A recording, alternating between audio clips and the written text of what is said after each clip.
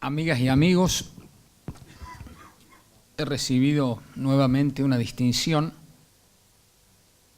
de los profesores de Mendoza, invitarme a participar en un acto para mí tan trascendente como es la rememoración de los 100 años de la gran reforma constitucional de 1916. Lo considero esto una gran distinción. Ya se van a dar cuenta que realmente para mí tiene mucho sentido rendir homenaje a constituyentes electos por el pueblo.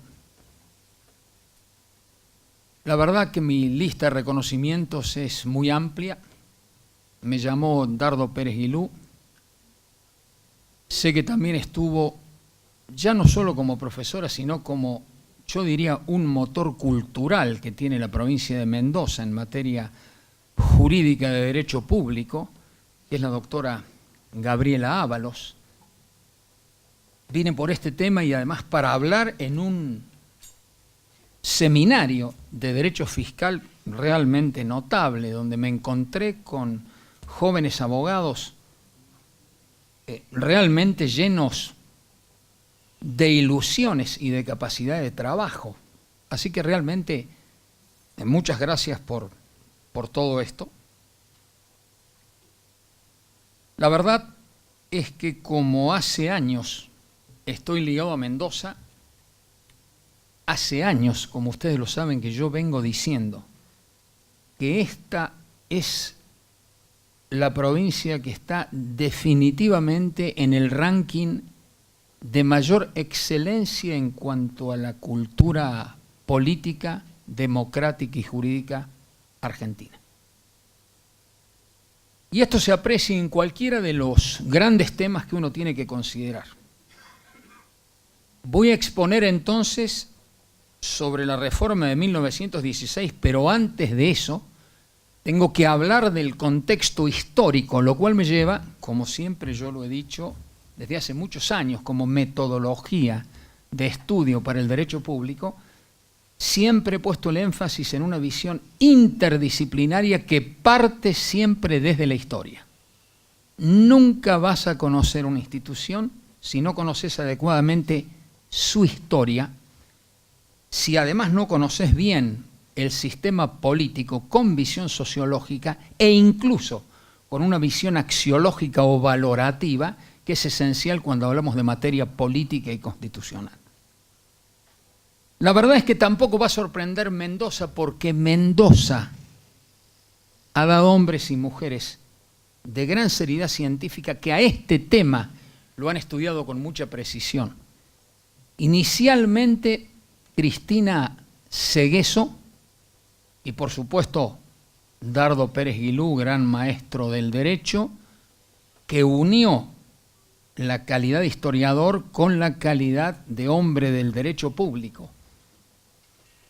Pero esencialmente el que ha dado una clase de historia constitucional de Mendoza y que afortunadamente están entre nosotros es Carlos Segües.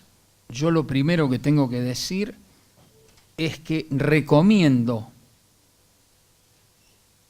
efusivamente el estudio de la historia constitucional de Mendoza y de sus procesos políticos de reforma para comprender qué pasó en esta provincia en un tema tan delicado que tiene que ver con su organización institucional y política. Por tanto, hay que saber que hay 3 etapas históricas en esta materia. Hay una primera de 1820, nacimiento de la provincia de Mendoza. Ustedes saben que las 14 provincias históricas nacieron entre 1815 y 1834. La última en nacer fue la provincia de Jujuy, que se separa de Salta. 1820 está acá el nacimiento de la provincia de Mendoza, antes integraba Cuyo. Estos primeros 20 años, los primeros 20 años son de una institucionalidad muy flexible, tal como acuerdan en decirlo López Segueso y Pérez Guilú. Es una de las pocas provincias que no alcanza a dictar una constitución, a diferencia de muchas otras. Nosotros desde 1819 tuvimos constitución en Santa Fe. 1820 en la República de Tucumán, así como lo digo, 1821 Córdoba. Pero nosotros tuvimos otra constitución muy importante en 1847 y 12 reformas constitucionales antes de 1853. Lo cual desde ya esto me sirve para decir que solo por una torpeza intelectual se puede desconocer la extraordinaria importancia que tiene el constitucionalismo provincial o el constitucionalismo subnacional, como se dice en el derecho comparado. Y lo digo a propósito de que hay pocas facultades que estudian el constitucionalismo provincial, que es la denominación técnica. Solo hablamos de derecho público provincial en homenaje a Alberdi, el padre del derecho público, pero técnicamente hay que decirlo así, es constitucionalismo provincial y ahora de la Ciudad Autónoma de Buenos Aires, de tal manera que hay que continuar esta lucha por profundizar los estudios federales y en particular de constitucionalismo provincial. Esta es esta primera etapa. Luego viene una etapa, como lo dice muy bien Egues, que va de 1854 a 1916. Es la etapa de la institucionalidad de la provincia. Es este el momento específico de las reformas constitucionales. El ejercicio de poder constituyente originario en 1854, voy a tener que ser rápido en esto, 1854, para colmo un dato especialísimo, nada menos que el proyecto de Juan Bautista Alberdi en este tema, debate interesantísimo, no puedo detenerme en la cuestión sobre el tema del Poder Ejecutivo y ese Consejo de Gobierno. De todas maneras, ya vamos a ver cómo la fineza jurídica de los juristas mendocinos terminaron por aclarar lo que aparecía como una gran paradoja. Así que Juan Bautista Alberdi quería un presidente mucho más fuerte que el presidente norteamericano, porque siguió el modelo, señor decano, qué gusto de verlo, porque siguió el modelo chileno, lo cual para mí es uno de los errores más graves en la concepción alberdiana, junto a su tesis en materia federal, de tal manera que acá, más allá de eso, tenemos esta Constitución de 1854 que rige muchos años, pero que empieza a recibir críticas, algunas relativamente rápidas, en torno, qué fineza intelectual, al problema más grave, pero que tenemos hoy, pero que se ve allá, es el problema del hiperpresidencialismo. ¿Cómo controlas el poder del gobernador? Y lo digo de paso, porque hay gente que cuando uno habla de hiperpresidencialismo cree que uno está hablando del orden federal, cuando estamos hablando de un problema esencial de cultura política y de constitucionalismo en la Argentina que abarca todos los niveles estatales. Cuando uno habla de hiperpresidencialismo estamos hablando de la demasía en el ejercicio de las competencias sin controles por parte del Congreso y muchas veces del Poder Judicial, ¿por parte de quién?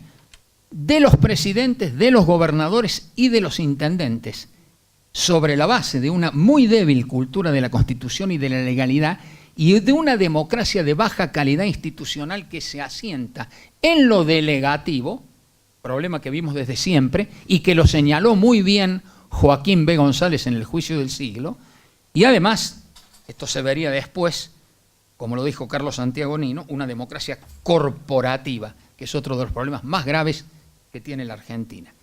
Entonces, claro, resulta que hubo gente muy inteligente que en Mendoza se dio cuenta de los problemas que tenía incluso ese texto histórico de ejercicio de poder constituyente originario de 1854. Carrasco Albano y los dos juristas más importantes de ese siglo XIX, Sáez y sobre todo, como se ha recordado bien acá, Julián Barraquero. No es el Julián Barraquero de 1916 donde encuentra su momento más importante, no, es 1879, en su memoria, porque era ministro, con un análisis impresionante donde él adelanta su pensamiento en materia jurídica, política y constitucional. Pero ese año me impresionó todo en el relato vivaz, muy bien escrito de Egues. Si hay algo que me sorprendió es ese manifiesto, ese ensayo sobre la libertad mendocina, cuyo autor no se conoce, me ha dejado asombrado. Tan asombrado como me impacta a mí en la historia del pensamiento político los escritos federalistas. ¿Quién iba a imaginar que 3 juristas y políticos de primerísimo nivel escribiesen 85 artículos en la prensa que dieron origen a uno de los libros que yo considero que están en la cumbre de la historia del pensamiento político y jurídico, pero a nivel mundial, ¿no? Esto también a mí me ha sorprendido enormemente, como me ha sorprendido la calidad de las citas de ese ensayo que se escribió ese año acá, en Mendoza. ¿Y qué ocurrió? Ya llega el momento posterior de Civit, pero lo sorprendente es que se produce la reforma de 1895 y termino de comprender que la base del sistema político mendocino está en 1895. Lo veo al tema con gran claridad, es una gran convención. Pasamos después al momento del dominio de Civit, que sin embargo va a producir reforma de 1900 y la última con su influencia en 1910. Sin embargo, me detengo por las severas críticas que va a tener la Constitución de 1910, particularmente por parte de Barraquero, para explicar lo siguiente. Sin embargo, acabo de juzgar ensayos a nivel iberoamericano y algunos de ellos tenían que ver con el tema del constitucionalismo social, tema que va a tener gran relieve el año que viene porque vamos a cumplir 100 años de la gran Constitución de Querétaro, México. Sorpresivamente aparece la riqueza del constitucionalismo subnacional argentino, con un muy pequeño precedente, pero precedente de 1907, en una reforma constitucional tucumana.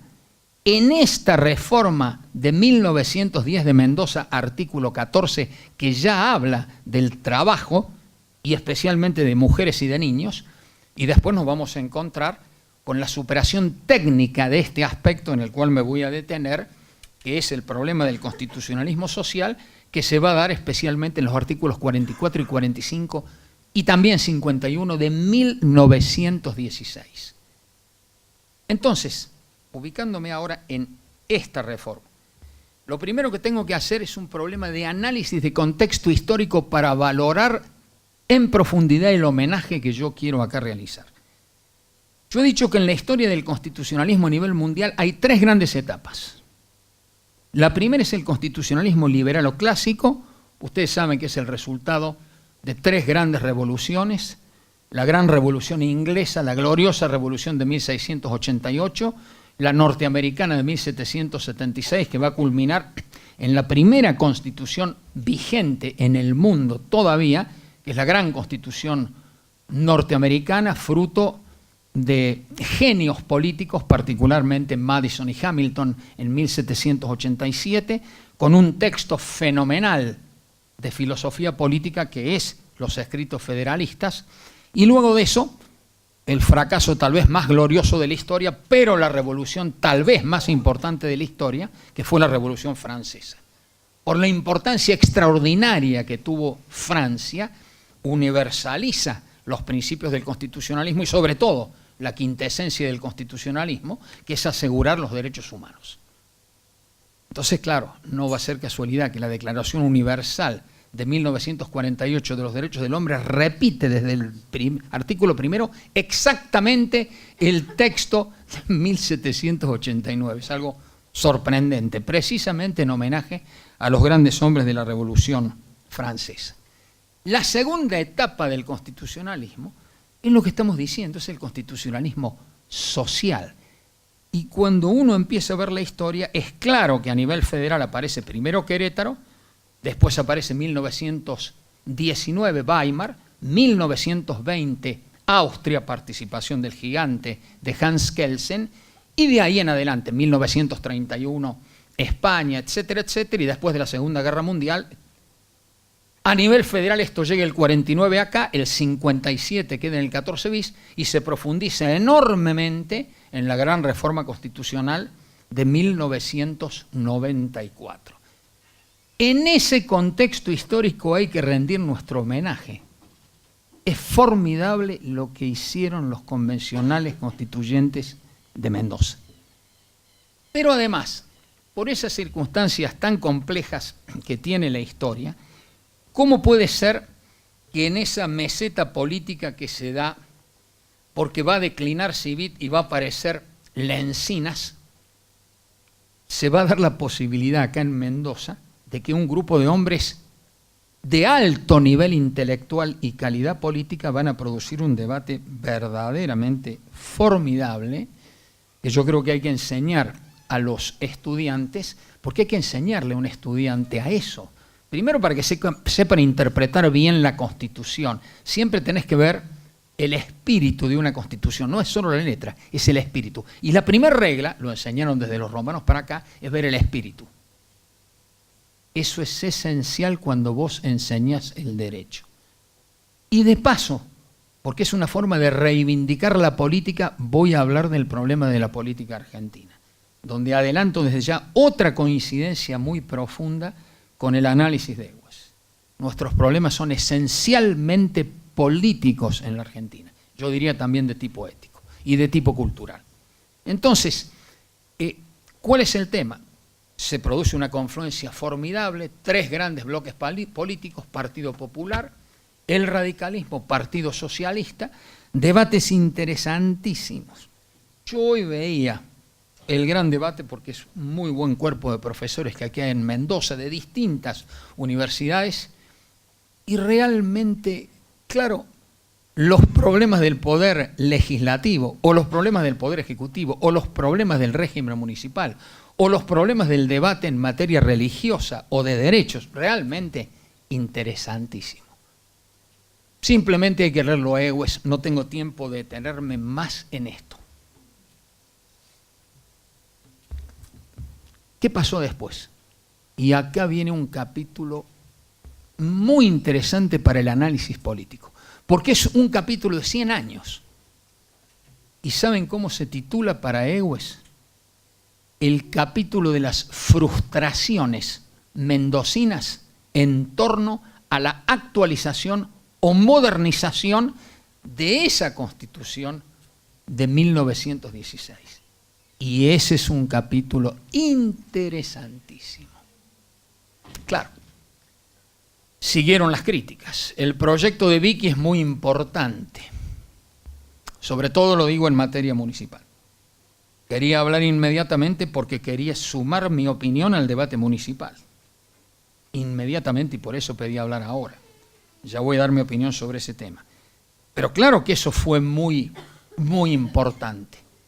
Intentos ahí, en 1948, intentos con la reforma de 1949 que queda sin efecto, de ahí pasamos a una enmienda importante en 1965 y ahí dice Egues que nosotros tenemos que empezar a hacer otro análisis histórico-político sobre el comportamiento de Mendoza. Él dice, a propósito de lo que va a ser uno de los temas para mí más interesantes para el debate, él se pregunta, ¿son tan conservadores los mendocinos? Esa me parece una pregunta. No, señorita, no, en absoluto, perdóneme. No lo voy a aceptar porque me dijeron que yo no tengo límite acá para hablar, no voy a hablar, pero además, no, es decir, vengo a decir cosas, creo, necesito decir esto en Mendoza, así que no, perdóneme, no, sí. Yo en esto soy muy claro, cuando me quieren cortar así y yo tengo mi derecho a hablar, lo voy a defender a mi derecho porque si no, no tiene sentido mi conferencia, claro. No me corte en los momentos. Entonces, ¿qué pasa? Pero claro, en un tema interesantísimo, en el momento que voy a preguntar si son tan conservadores, que es la pregunta que se hace en la Argentina, en ese momento me quiere cortar el uso de la palabra. No. Querida señorita, no. ¿Cuál es el tema? Y acá me parece que hay una argumentación para mí brillante, ¿no? De Egues que yo comparto. Él dice, no es así. Primero porque acuerdo con el doctor Pérez Guilú, el gran maestro, que los mendocinos somos pragmáticos, pero además tenemos dos valores esenciales para la política y para la vida en convivencia. ¿Saben cuáles son? La prudencia y la inteligencia. Y eso hace, termina diciendo Pérez Guilú, que esto es muy importante para tener cierto grado de cultura política. Toma ese pensamiento Egues y dice, yo defino el tema ahora bajo mi punto de vista, con esa coincidencia fundamental, pero agrego otra. Los mendocinos tenemos una cultura institucional superior a las demás provincias argentinas y yo vengo a decirles que ha sido muy modesto Egues, porque él dice así, estamos encima de la media. No es cierto, Egues. En esto no acuerdo con tu punto de vista. No, es mucho más arriba de la media. Yo recorro la Argentina entera. El problema más grave que nosotros tenemos, ustedes lo saben, es la anomia.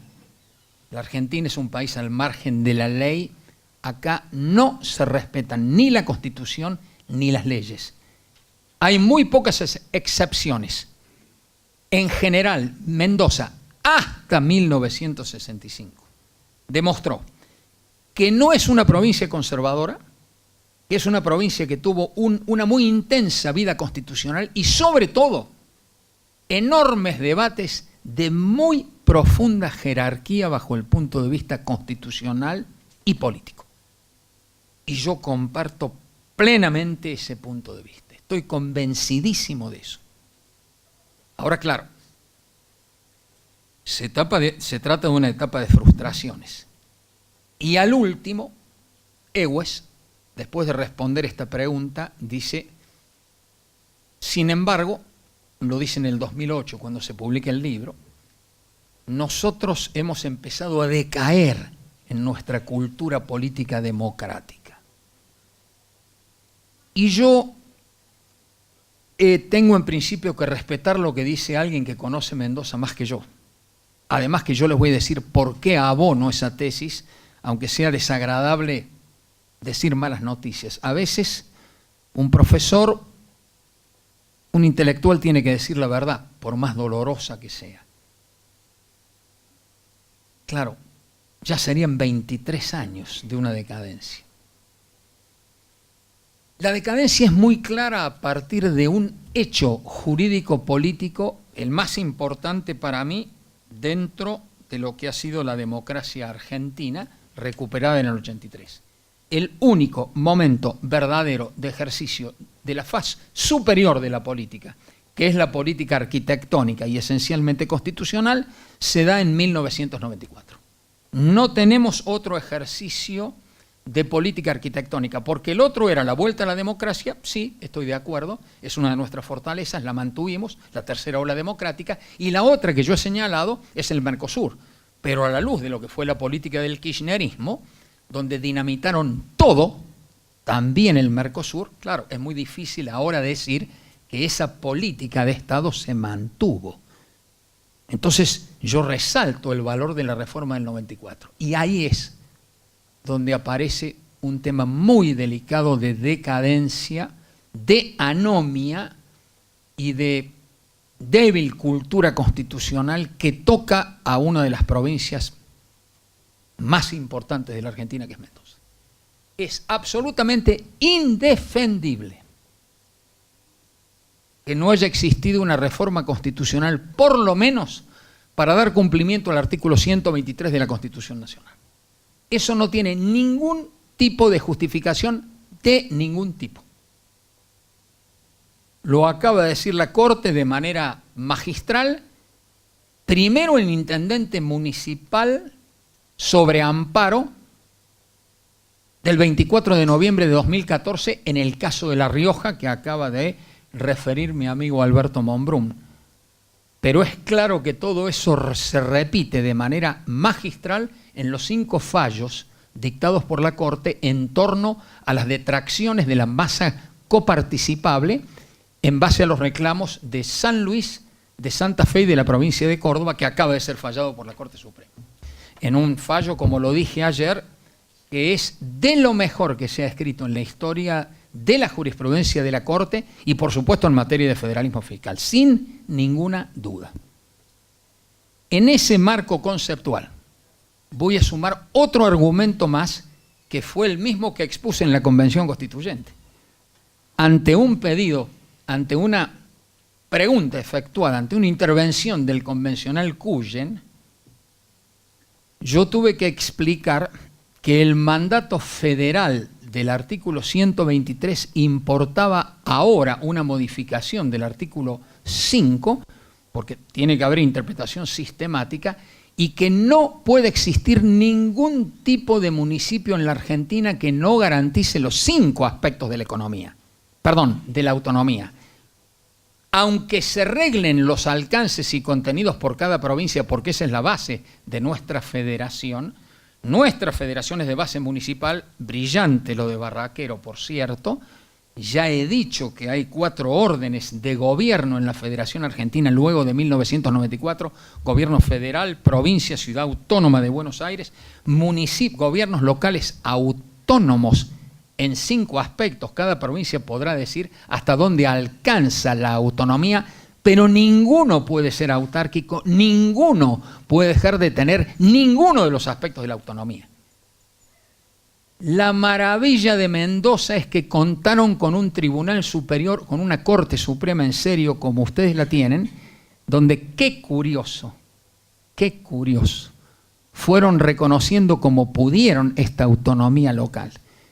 Qué triste lo que yo tengo que decir. Yo vengo de la provincia abanderada de la autonomía municipal y es tan grave la defección del Tribunal Superior de Justicia de Córdoba, ahora, actual, con jurisprudencias patéticas de administrativistas de muy bajo vuelo que no conocen la materia constitucional.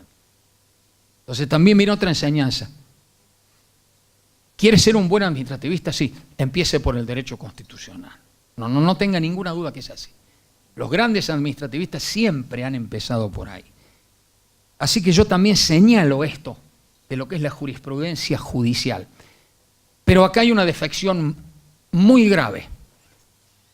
Señalo otro argumento más. Cuando viene Cuyen, ¿saben qué respondo como vicepresidente de la comisión redactora? ¿Puede corresponder la intervención federal a una provincia si no se garantiza la autonomía municipal en sus 5 aspectos? Es una cuestión federal la cuestión de la autonomía.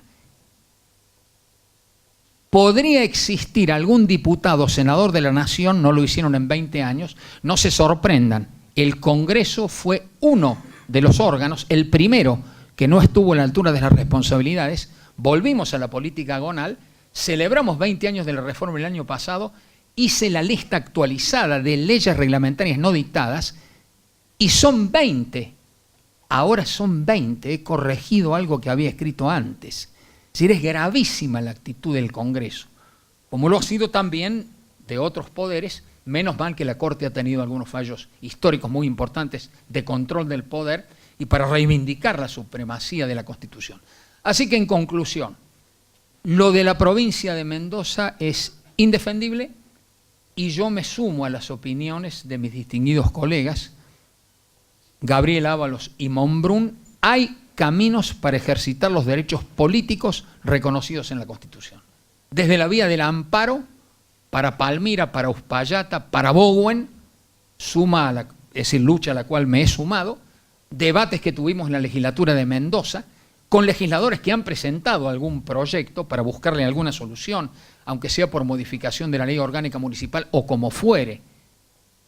Por supuesto que la mejor solución, ya lo voy a decir, es claramente la constitucional, pero ya voy a analizar en la segunda parte de la conferencia qué es lo que nosotros debemos hacer. Así que, en definitiva, me sumo a eso para dar esa opinión. Dejo hasta acá rendido el homenaje a lo que ha sido la actitud histórica política de Mendoza. Señalo que esta defección de los últimos años, en esto también comparto el punto de vista de Egues, es un tema mucho más profundo. Incluso él cita a un filósofo político como Pierre Manent sobre qué es lo que ha pasado con el hombre moderno. Y si vos lees a Zygmunt Bauman te vas a dar cuenta más o menos de lo mismo, o a Pierre Rosanvallon, es más o menos lo mismo. son pensamientos similares. No es lo mismo la actitud pública que tiene un ciudadano hoy en el siglo XXI que la que tenía un ciudadano de la Grecia clásica. Por eso ahora, por estas paradojas de la historia, es cierto que con los medios modernos vos podés tener ya democracia directa, pero nunca vamos a tener la vigencia de lo que era la política para un griego y sobre todo en la época inmortal del siglo de Pericles, porque ellos vivían para la política y ahora el hombre moderno no lo hace. A eso se suma el desprestigio profundo de la política. Ustedes saben que hice 2 encuestas de cultura constitucional. No solo he medido eso, esta vez lo hizo Fidanza, antes Mora de Araujo, está en prensa el libro, ya va a salir, son gravísimas los resultados de la encuesta, pero señalo un punto en particular, el desprestigio enorme de los partidos políticos. Están en la cola junto a los sindicatos en el desprestigio, solo 14% de credibilidad. No vayan a creer que están muy bien el resto de los poderes y lo más grave es el descreimiento incluso en el Poder Judicial. Pero bueno, no me voy a detener en este tema. Creo que ahí se pueden encontrar explicaciones sobre lo que nos pasó y por qué fracasaron los procesos de reforma. Por supuesto que hay un gran tema, no lo voy a eludir. El patético fallo, este que citan, de Kemelmagen de Carlucci, que hizo, por supuesto, un enorme daño al sistema político y constitucional mendocino y que ustedes no pudieron resolver. Además, claro, sé que también hubo alguna consulta popular, el tema se... Pero yo creo que hay argumentos todavía para resolver directamente una reforma constitucional por mandato de la supremacía federal. Esto lo quiero decir de paso. Y paso a analizar el tema. ¿Qué hacemos hoy los mendocinos? ¿Cuál es el mejor homenaje a los constituyentes de 1916? Yo lo tengo muy claro. Hay que hacer una reforma, pero no tengo ninguna duda. ¿Qué reformas? Hay solo 2 tipos de reformas. Hay una reforma constitucional total, una reforma constitucional parcial, una reforma constitucional por enmiendas. ¿Cuál es el desideratum que yo expreso como constitucionalista? No tengo ninguna duda que el camino que ustedes debieran recorrer, que es el mejor, porque creo en lo mejor para Mendoza, es lo mismo que estoy diciendo para México, donde he opinado sobre los 100 años de la Constitución de 1917. El mejor homenaje es la mejor constitución posible. ¿Cómo se hace la mejor constitución posible? Primero se hace por convención. No se hace por una enmienda, es por convención. Si ustedes me apuran, yo les digo, es reforma total. Y si me preguntan el modelo, yo lo tengo. Es lo que hicimos en 1987 los cordobeses. Era lo mismo que vivían ustedes. Nosotros teníamos texto muy bueno de 1923. Pero ¿qué ocurrió? Pasaron 50 años. Los cambios fueron formidables en el pensamiento, en la sociedad, en la tecnología, en las ciencias sociales. Nosotros ahora estamos hablando de 100 años. 100 años. El debate que presencié, muy divertido, pero casi patético, sobre el tema de las bolillas negras. Eso es una cosa casi patética. Muy bien el respeto formal a la Constitución para seguir con el sistema hasta hace unos años, pero eso no resiste ningún análisis. Tiene otro nivel el debate donde hizo una defensa rarísima mi amigo Alberto Monbrún. Yo siempre, con respecto al secreto de algunas sesiones, no, la regla sagrada del sistema republicano es la publicidad de los actos de gobierno, y es lo que explica muy bien Norberto Bobbio en una obra que también le recomiendo a la juventud, que se llama El futuro de la democracia, donde habla de las promesas incumplidas, y una de las promesas incumplidas es que nosotros no pudimos resolver el problema de los arcana imperi, que era lo propio de un sistema monárquico totalitario. Todo se debía resolver en secreto. Yo pregunto hoy en la vida argentina, ¿cuántas cosas se resuelven en secreto y por 2 o 3 personas? ¿Cuántas? Y por eso nos va como nos va, lo digo de paso, porque hay democracia delegativa y no hay democracia deliberativa. No se entiende que el diálogo es el arte de los hombres libres, como decía Platón, y es el único método de la democracia. Nosotros tenemos que tener un escrutinio muy profundo sobre los representantes del pueblo, en el cumplimiento de la ética política y de la virtud republicana de que hablaba Montesquieu. En esto nos va la posibilidad de que levantemos la cultura política o sigamos en el grado de decadencia que en general hemos mostrado en los últimos años, aunque menos mal que ahora estamos ante un proceso de cambio que espero que realmente sea exitoso y que, claro, pero tenemos que luchar que sea, no hablemos del cambio solo como un argumento electoral, sino como una actitud muy profunda de cambio de la sociedad argentina y donde el tema central va a pasar por la educación. Y yo digo la educación popular en base a los principios de la democracia y de la Constitución, como lo dijo la ley también incumplida 25.843, que logramos sancionar en el Congreso. Es un proyecto que presentamos desde la Asociación Argentina de Derecho Constitucional cuando la presidía, artículo 1 de la ley, 1 de mayo, Día de la Constitución Nacional, artículo 2, ordénase la modificación de los planes de estudio de todos los niveles para incorporar la educación cívica y democrática en base a los principios y valores de la Constitución Nacional. Les cuento algo más. La encuesta dice que el 79% de los entrevistados reconoce desconocer total o absolutamente la Constitución Nacional. El desconocimiento es mayor de las constituciones provinciales y para qué contarles de la Carta Orgánica Municipal de Córdoba que he medido, donde el desconocimiento pasa el 90%. ¿Cómo vas a cumplir algo que no conoces? Si no conoces algo no lo vas a poder amar, no lo vas a poder respetar. Problema muy delicado de cultura política democrática. La reforma, entonces, además tiene que ser de tipo político, educativa. Sería muy bueno que los dirigentes políticos y sociales dieran ejemplos éticos. Vale mejor un ejemplo que muchas palabras.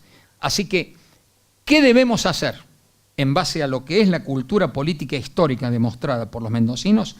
Lograr los acuerdos políticos necesarios para impulsar una reforma total de la Constitución de la provincia que se haga, y acá voy a seguir las palabras de Alejandro Pérez Walde. Yo le escuché muchas veces muy buenas conferencias, pero la de hoy me pareció notable. Porque claro, acá aparece el asunto. ¿Cómo haces una reforma constitucional? Él habló de lo técnico, yo voy a hablar un poco más también de lo político. Pero primero lo técnico. Claro, vos decís, la necesidad y oportunidad de la reforma. Necesidad de la reforma es indiscutible, queridos amigos, han pasado 100 años. ¿Quién puede discutir la necesidad de una reforma constitucional 100 años después con los cambios operados en el mundo? Nosotros hemos vivido cambios simplemente con la revolución de Internet y de las comunicaciones. Nosotros, en unos pocos años. Imagínense esta sociedad. Así que en definitiva no hay ninguna duda que la reforma debe ser total. ¿Qué debe abarcar? Todo. Desde el preámbulo hasta las disposiciones transitorias. Pero viene el debate muy interesante, es el de derechos. Y tiene razón Pérez Walde, dice, ¿pero cómo? Si ahora la reforma del 94 ha aumentado el estándar de manera extraordinaria, además que ya tenían vigencia por el artículo 5, los derechos y garantías, y a su vez ahí viene, para mí, de lo mejor de la reforma del 94. Lo mejor de la reforma del 94 son para mí el tema de descentralización del poder, ya lo saben, y el tema de la internacionalización de los derechos humanos. Se coloca el derecho constitucional en la tercera etapa a nivel mundial, que es ya no solo constitucionalismo social, sino constitucionalización de la internacionalización de los derechos humanos, tercera y última etapa del constitucionalismo que transitamos. De tal manera que ahora la pregunta es esta, ¿pero puede haber un constituyente provincial que sin embargo pueda reconocer más derechos que los tratados internacionales de derechos humanos y que la Constitución Nacional? Y yo respondo sin lugar a dudas que sí. No tengo ninguna duda. Si ustedes ven la historia de cada una de las provincias van a encontrar normas que así lo disponen. Ese será el tema de trabajo específico de esta convención constituyente de mendocinos, que son los que conocen mejor la realidad. El sistema orgánico del poder. No hay ninguna duda que ahí las reformas tienen que ser muy profundas. Vamos a iniciar muy rápidamente, pero muy rápidamente, porque además hablaron muy bien los profesores. Poder legislativo, no tengo ninguna duda. Por supuesto que me inclino decididamente por sistema bicameral. Pero claro, pero bicameralidad en serio. Lo dijo muy bien Carbonell. ¿Cómo puede ser que no haya verdadera representación de los departamentos? Claro. Utilizar el principio de la federación para el bicameralismo en una provincia poderosa, variada, rica y extensa como es Mendoza. No sostendría yo lo mismo en Tierra del Fuego. Pero nunca la barbaridad institucional que se hizo en Córdoba, me ofreció mi partido ser convencional constituyente, lo rechacé. No voy a participar de esta burla histórica. La acordaron Mestre y de la Sota, utilizaron el tema economicista, terminaron 130 años de sistema bicameral, pasaron a sistema unicameral, se acabó el debate en Córdoba, se acabó el control en Córdoba, se acabó. La legislatura es apenas, como se dice ahora, una escribanía más o menos formal para las cosas rarísimas que ocurren en mi provincia, tema del cual no voy a hablar. Poder, por supuesto, escuchar reflexiones muy importantes. No a los decretos de necesidad y urgencia, no a la legislación delegada. Vengo a ratificar eso. El problema más serio es el hiperpresidencialismo. Hay que fortalecer la democracia deliberativa y, por tanto, ¿a quiénes? A la legislatura provincial y a los consejos deliberantes. No hay ninguna duda sobre el cual el constituyente tiene que pensar en la línea de lo que pensó en su momento Barraquero para equilibrar el poder. Poder ejecutivo. Primero, puede ser que no haya vicegobernador, pero ¿acaso no es una institución sumamente importante? ¿No es un tema para realmente meditarlo? Por supuesto que a su vez hay que actualizar la Constitución en toda esta materia. Poder judicial. No hay ninguna duda, yo comparto lo que dijo muy bien la doctora Ábalos, pareciera ser no más que el siglo XXI, tiene como momento para ejercitar sus competencias político-institucionales a uno de los tres grandes poderes del Estado, que es el Poder Judicial, por la extraordinaria importancia que tiene tanto el control de convencionalidad como de constitucionalidad. Acuerdo con eso. Por supuesto que esto hay que debatirlo partiendo siempre de una base. Para mí, ¿no? Cuando me invitan a debatir la reforma y la democratización del Poder Judicial, lo primero que dije en su momento, en el orden federal, soy abogado de la democratización de la justicia. No tengo ninguna duda que ese es un objetivo constitucional muy claro. Claro, acordaba con algunos proyectos de leyes, no con otros. Por ejemplo, soy abogado del jurado.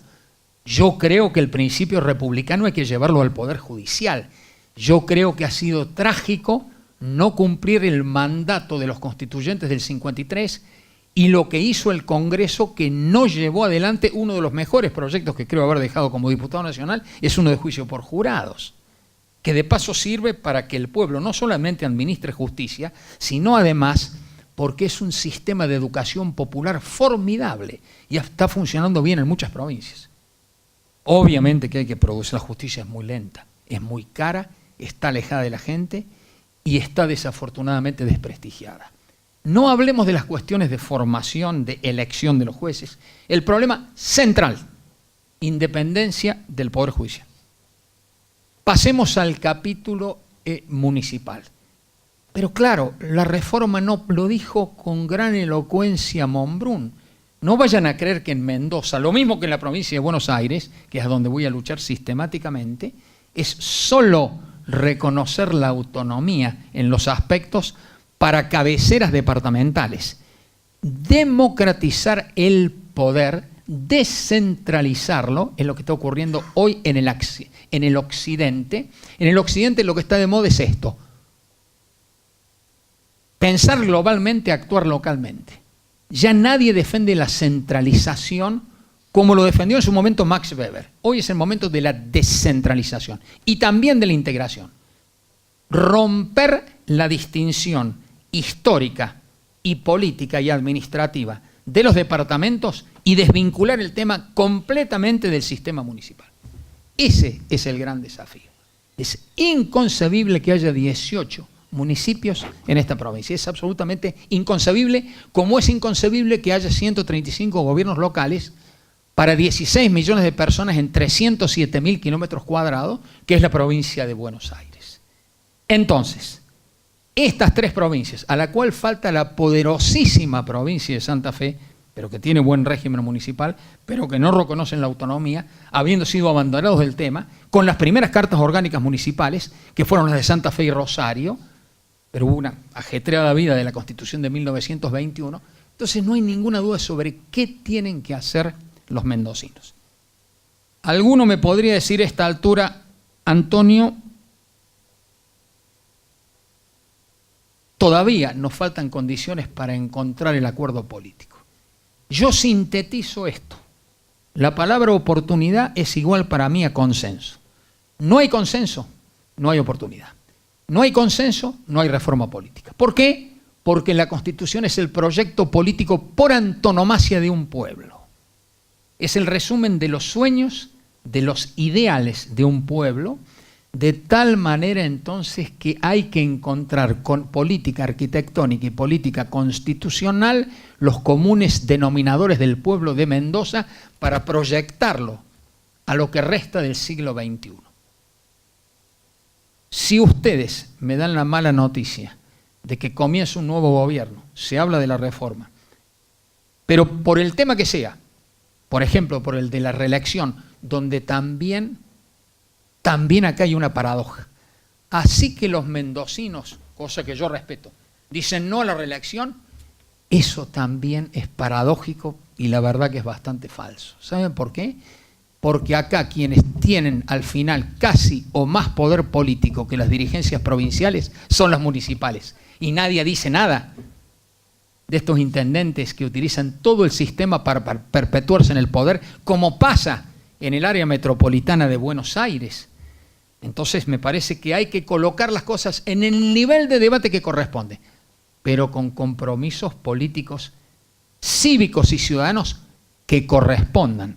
Yo no puedo decir que estoy de acuerdo con la reforma si después no trabajo adecuadamente en una tarea de educación cívica y democrática. Claro que tiene razón Egues. Hoy la palabra reforma en la Argentina, por muchos motivos, casi siempre es una mala palabra y hay que saberlo. Si no haces una tarea de educación cívica previa, con un debate amplísimo, no solo de fuerzas políticas, sino de fuerzas sociales, de organizaciones no gubernamentales, con una tarea fundamental de la prensa y de las universidades, no vas a tener reforma, porque el tema no lo va a entender la sociedad.